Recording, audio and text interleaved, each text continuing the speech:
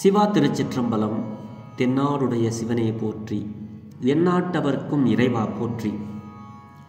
நமச்சிவாய வாழ்க, நாதன் தாள் வாழ்க, இமைப்பொழுதும் எண்ணெஞ்சில் நீங்காதான் தாள் வாழ்க.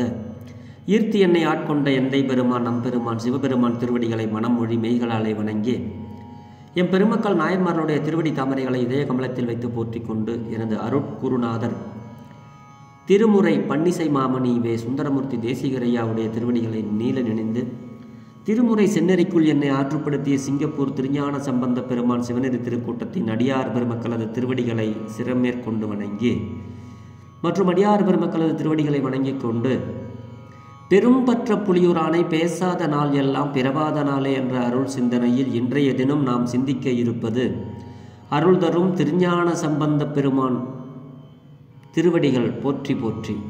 திருஞான சம்பந்த பெருமான் திருவாய் மலர்ந்தருளிய திருக்கடை காப்பில், அதாவது 3வது தமிழ் வேதத்தில் 72வது திருப்பதிகம் திரு மாகரல் என்ற பதியிலே வினைகள் நீங்க, நம்மளுடைய தொல்வினைகள் எல்லாம் நீங்குவதற்காக நம்மகிட்ட வரக்கூடிய வினைகள் நம்மகிட்ட வராமல் அஞ்சி ஓட சிவபெருமான் இருக்கின்ற அந்த கைலாயத்தை நாம் சென்றடைந்து அந்த வானுலகத்தை சென்றடைய உதவக்கூடிய ஒரு திருப்பதிகம்தான் இந்த திருப்பதிகம். இந்த திருப்பதிகம் 72வது திருப்பதிகம், 3வது தமிழ் வேதம். பண் அப்படின்னா சாதாரி பண்ணுன்னு அர்த்தம். சாதாரி பண்ணுக்கு பந்துவராளி ராகம் வரும், தாளம் ஆதி வரும். சில இடங்களில் இந்த பாட்டுக்கு ஜம்பை தாளம் வரும். அப்படி இந்த பாட்டு முதல் விங்கு வினை கழனி மிகு அப்படிங்கிற பாடல். அது நிறைய பேர் அந்த பாடலுக்கு விளக்கம் சொல்லியிருப்பாங்க. நம்ம இப்போ சிந்திக்க போகிறது 6வது பாடலையும் 7வது பாடலையும் எளிமையாக பாடி, இந்த பாடல்களுக்கெல்லாம் திருஞான சம்பந்த பெருமான் நம்மள்கிட்ட இருக்கிற அந்த தொல்வினைகள்னால் நம்ம முற்பிறப்பில் இருந்த வினைகள் எல்லாம், பழைய வினைகள் எல்லாம் தொலைந்து ஓடக்கூடியதற்கு இந்த பதிகத்தை பாடினீங்கன்னா உங்களுக்கு கிட்ட இருக்கிற வினைகள் எல்லாம் நீங்கினா நீங்கள் சிவபெருமானுடைய திருவடியை எளிமையாக அடையலாம் என்று இந்த பதிகத்தில் நமக்கு ஆங்காங்கே சொல்லி கொண்டு வருகிறார். அப்படி இந்த பாடலில் நமக்கு என்ன அருளை வழங்குகிறார் என சிந்திப்போமாக. திருச்சிற்றம்பலம். மண்ணு மறையோர்களோடும் பல்படிம மாதவர்கள் கூடி உடனாய், மண்ணு மறையோர்களோடும் பல்படிம மாதவர்கள் கூடி உடனாய், இன்ன வகையால் இனிது இறைஞ்சிமையோரெழிலழு மாகரலுளான்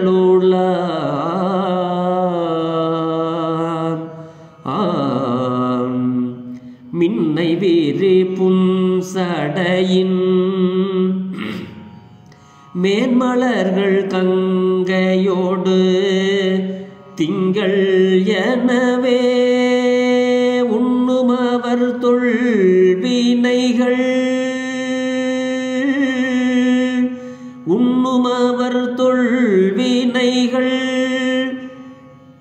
உயர்வானுலகு ஏறல் எளிதே தொல்வினைகளுள்க உயர் வானுலகு ஏறல் இனிதே.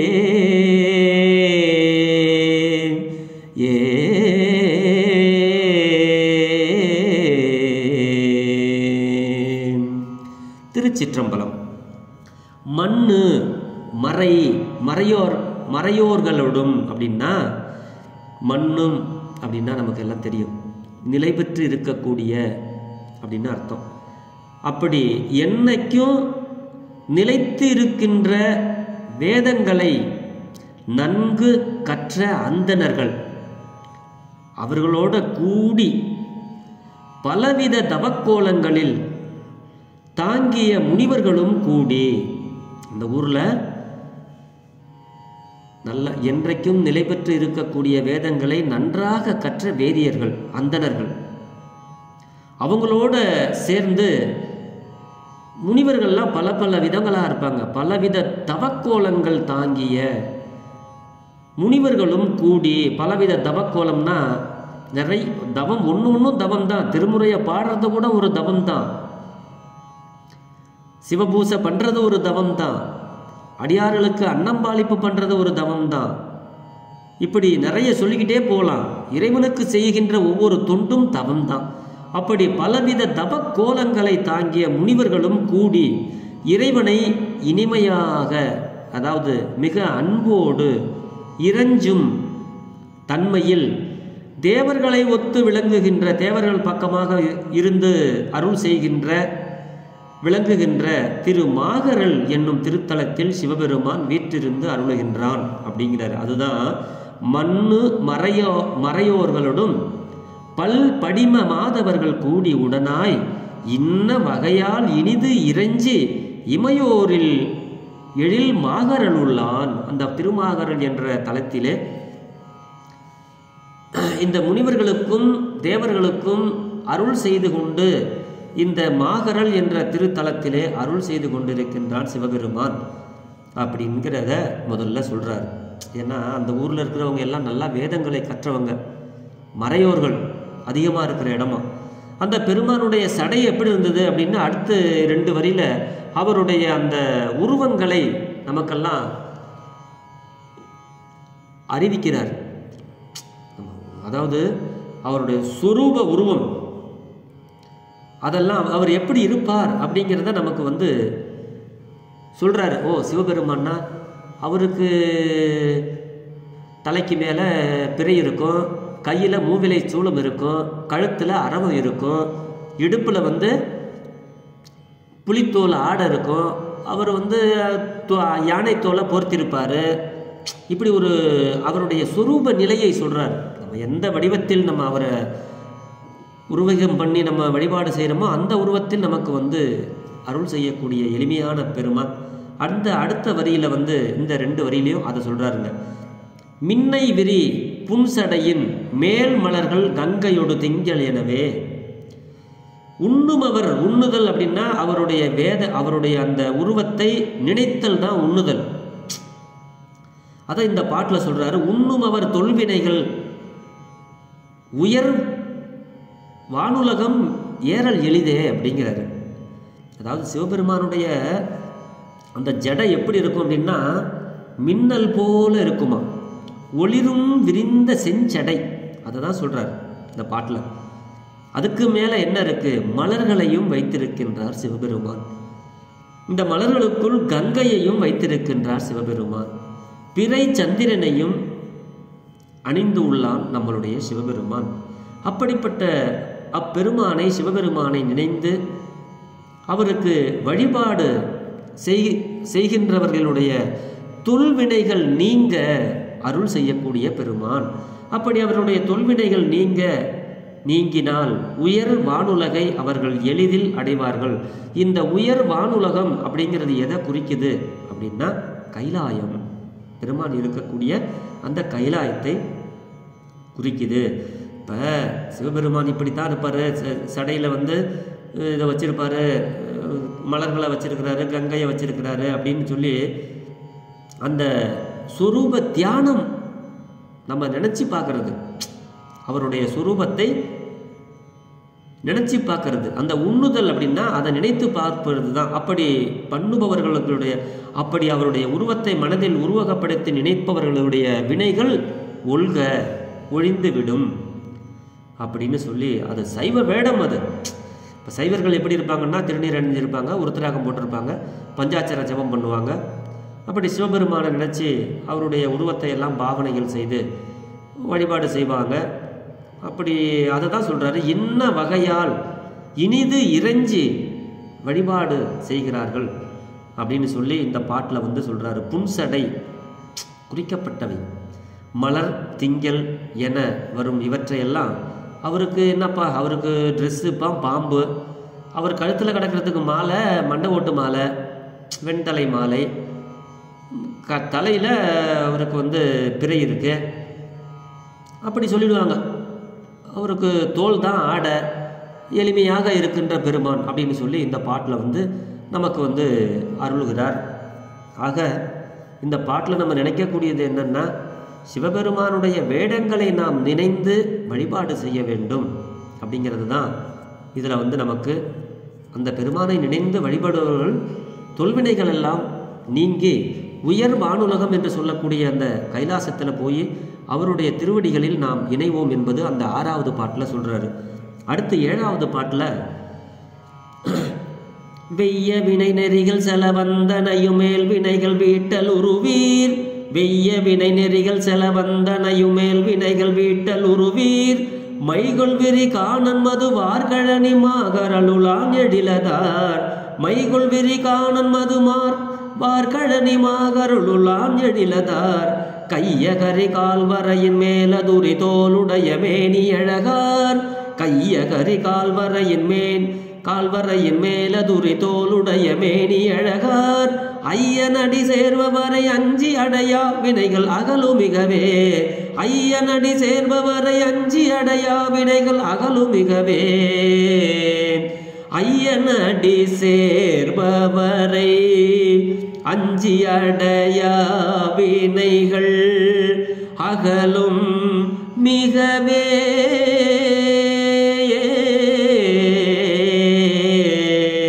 வினைகள் அகலும் மிகவே.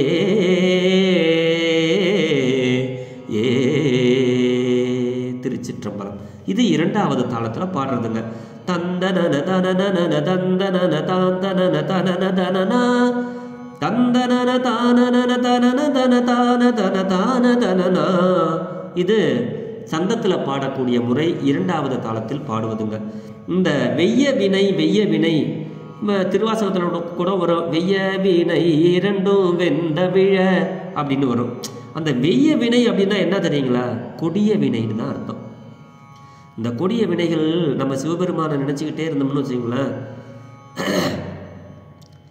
ஒரு பாட்டில் சொல்லுவாங்க, வந்த வினையும் வருகின்ற வல்வினையும் கந்தன் என்று சொல்ல கலங்குமே அப்படின்னு சொல்லுவாங்க.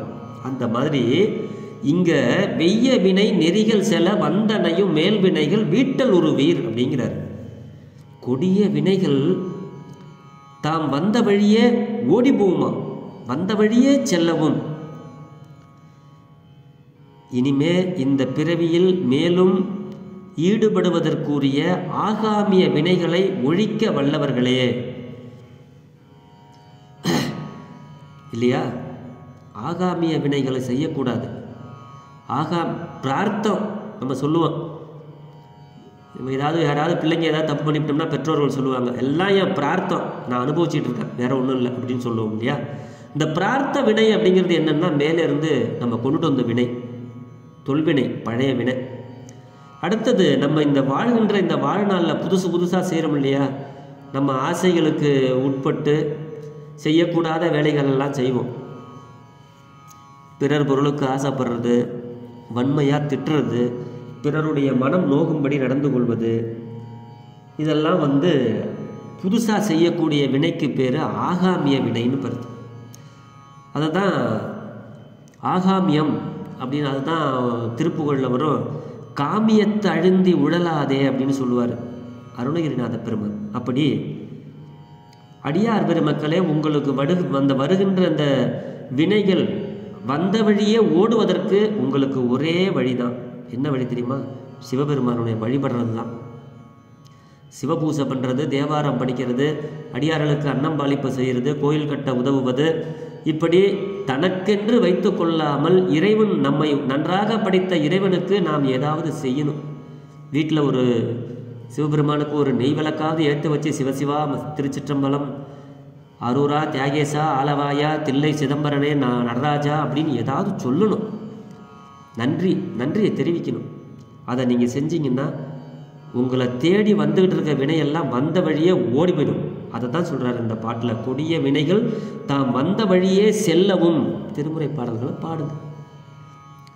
இந்த பிறவியில் நீங்கள் புதுசாக வினை செய்யாமல் இருக்கணும்னா உங்களுடைய சிந்தை தூய்மையாகணும்னா அதுக்கு சிவ வழிபாடே சிறந்தது. நால்வர் பெருமக்கள் காட்டிய நல்வழிகளை நாம் பின்பற்ற வேண்டும். இனி இந்த பிறவியில் மேலும் புதிதாக நம்ம வினைகளை செய்யாமல் இருப்பதற்கு ஈடுபடுவதற்குரிய ஆகாமிய வினைகளை ஒழிக்க வல்லவர்களே நம்ம தான். சிவபெருமானை வழிபடுறவங்க தான். இவங்கெல்லாம் எங்கே இருக்கிறாங்களா? மாகரல். அந்த மாகரல்ங்கிற அந்த பதியில் இருக்கக்கூடியவர்களை பற்றி சொல்கிறாரு சுவாமி.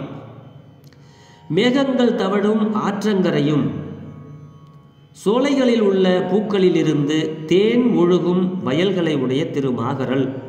அந்த ஊர் அப்படி வர்ணர், அந்த ஊர் அப்படி எப்படிப்பட்ட ஊருங்கிறத சொல்கிறாரு. அந்த ஊரில் இருக்கிற அடியார் பெருமக்கள் எப்படிப்பட்டவர்கள்ங்கிறதையும் சொல்கிறாருங்க. இந்த ஊர் எப்படி இருக்கும்? அந்த கோயில் கோபுரம் ரொம்ப பெரிய கோபுரமா, மேகங்கள் தவழும், நிறைய ஆறுகள் ஓடும். அந்த ஆறை தூரத்துலேருந்து பார்த்தோம்னா அந்த வானமும் அந்த ஆறும் ஒன்றா இருக்கிற மாதிரி தெரியும், கடலும் வானமும் ஒன்றா இருக்கிற மாதிரி தெரியும், பார்ப்போம் இல்லையா? அந்த மாதிரி மேகங்கள் தவழும் ஆற்றங்கரை. அந்த ஆத்தங்கரைக்கு பக்கத்தில் அழகான பூ சோலைகள் நிறைந்து உள்ள பூங்கா மாதிரி அழகான இடம். அந்த பூங்காவில் பூக்களிலிருந்து தேன் போய் எடுக்காமல் அந்த தேன் அந்த பூவிலிருந்து அப்படியே ஒழுகுதான். அப்படிப்பட்ட வயல்கள், நல்ல வயல்களை உடைய திருமாகரல் என்னும் அந்த திருத்தலத்தில் சிவபெருமான் வீற்றிருந்து அருளுகின்றான், அந்த பதியில் இருந்து அருளுகின்றான் அப்படின்னு அங்கே போனவர் அந்த ஊரினுடைய அடியார்களுடைய சரிதத்தையும் அந்த ஊரினுடைய புகழையும் அந்த கோயிலினுடைய புகழையும் சிவபெருமானுடைய ஆற்றலையும் அவருடைய உருவகத்தையும் நமக்கு எடுத்து சொல்கிறாரு. அந்த ஊரில் அந்த பெருமான் எப்படிப்பட்டவர் அப்படின்னா, யானையின் தோலை உரித்து பொறுத்த அழகிய திருமேனியை உடையவர் சிவபெருமான். கையகரி கால்வரையின் மேலதுரி தோளுடைய மேனி அழகார். அதுதான் யானையினுடைய தோலை உரித்து பொறுத்த அழகிய திருமேனியை உடையவர். அந்த வரிக்கு ஐயனடி சேர்பவரை அஞ்சி அடையா வினைகள் அகலுமிகவே யாவருக்கும் தலைவன் ஐயன் சிவபெருமான். யாவருக்கும் தலைவனான அந்த பெருமானுடைய திருவடிகளை நினைந்து வழிபடுபவர்களை வினையானது அடைய அஞ்சு அகன்று ஓடுங்கிறாரு.